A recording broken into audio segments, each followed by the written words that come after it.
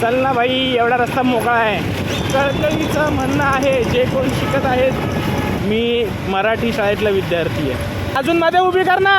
आणि पीटीच्या सरांचा पण मार खाल्लाय. आई ग, अजूनही आठवलं की असं एकदम अंगावर काटा येतो लागा. नमस्कार मंडळी, रामकृष्ण हरी. मी अजिंक्य माने आपल्या सर्वांचं सहर्ष स्वागत करतो आपल्या चॅनलवर, ज्याचं नाव आहे मिस्टर मानेचा सफरनामा. सर्वात प्रथम सर्वांना कॅलेंडरिंग नवीन वर्षाच्या हार्दिक शुभेच्छा. हा न्यू इयरमधला पहिला ब्लॉग आहे माझा. आता जे काय झाले 2025मधलेच झाले, आता 26मधला हा पहिला ब्लॉग आहे माझा. आता सगळेच आज कामाला जात असतील, सगळेच, कारण आज एवढं ट्रॅफिक असणार ना, विचारायला नको.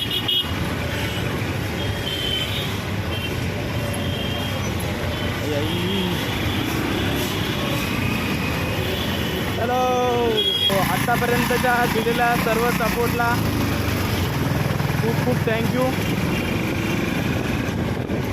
आशा करतो तुम्हाला आत्तापर्यंतचे माझे ब्लॉग्स कंटेंट्स आवडला असेल, तुम्ही लाईकही केलं असेल. लाईक केलं नसेल तर नक्की लाईक करा.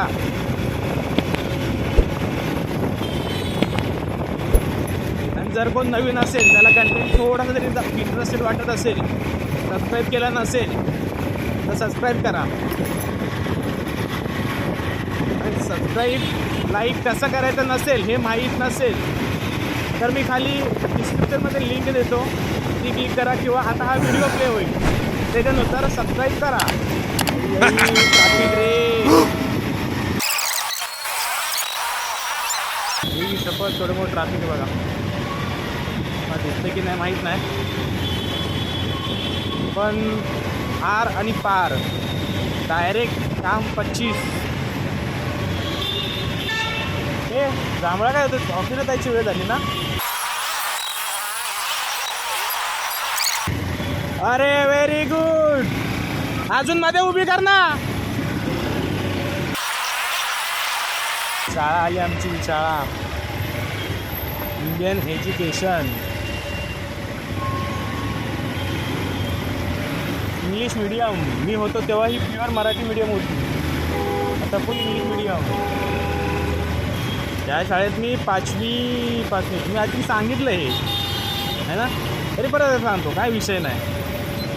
5वी ते 10वी मी काढलं इकडे पवईमध्ये, म्हणजे ह्या शाळेत होतो. IES Indian education society high school, Marathi माध्यम होतं तेव्हा ते.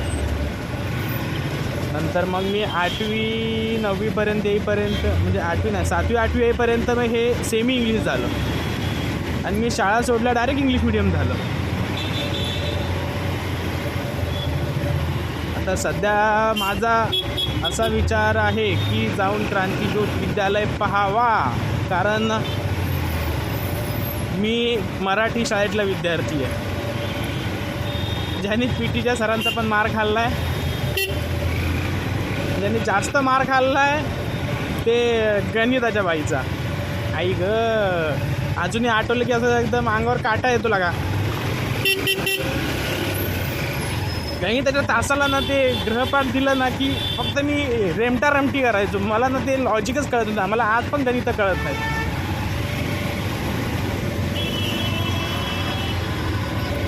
ते लोक म्हणतात की गणित खूप सोपं आहे, गणित खूप, पण माझ्या ना ते आवाक्याच्या बाहेरचं आहे.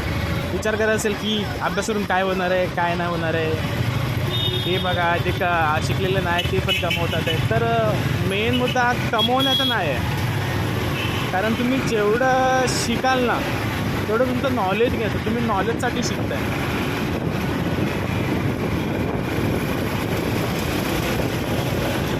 आणि आयुष्यात नॉलेज महत्त्वाचं. आणि आपण पुस्तकातून घेतो नॉलेज ना, ते आपल्याला पर्सनल लाईफमध्ये खूप कामी येतं. हां, हे खरं आहे की वेळ प्रत्येकाला शिकवते ना, असं नाही, पण वेळेच्या आधी आपल्याला पुस्तक शिकवतं. काही गोष्टी असतात ज्या आपल्याला फक्त पुस्तकातून कळतात. आपल्याला पर्सनल एक्सपिरियन्स असं माहीत पडत नाही, जाणवतही नाही की बाबा ही गोष्ट असते.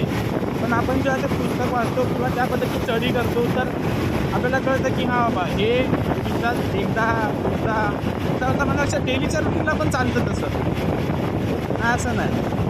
मग माझं असं कळकळीचं म्हणणं आहे, जे कोण शिकत आहेत, जो कोण शिकाऊ विद्यार्थी माझी व्हिडिओ पाहत असेल तर भावा अभ्यासावर थोडं लक्ष दे. कारण आता कॉम्पिटिशन आमच्याकडे तर एवढी कॉम्पिटिशन नव्हती, ठीक आहे. आता कॉम्पिटिशन एवढी वाढली आहे ना की अक्षरशः विचारायला नको.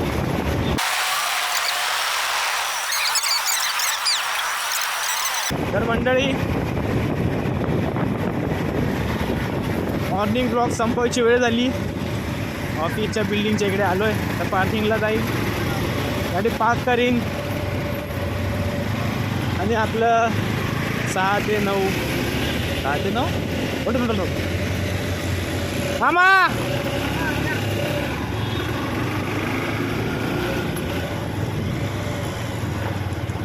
ॲक्चे मामा आहेत ना, जाम भारी माणूस आहे. ठीक आहे, असो त्यांचं सांगेन मी तुम्हाला एक एक दिवशी. सध्या एवढंच सांगतो की लाईक करा, शेअर करा, सबस्क्राईब करा. धन्यवाद.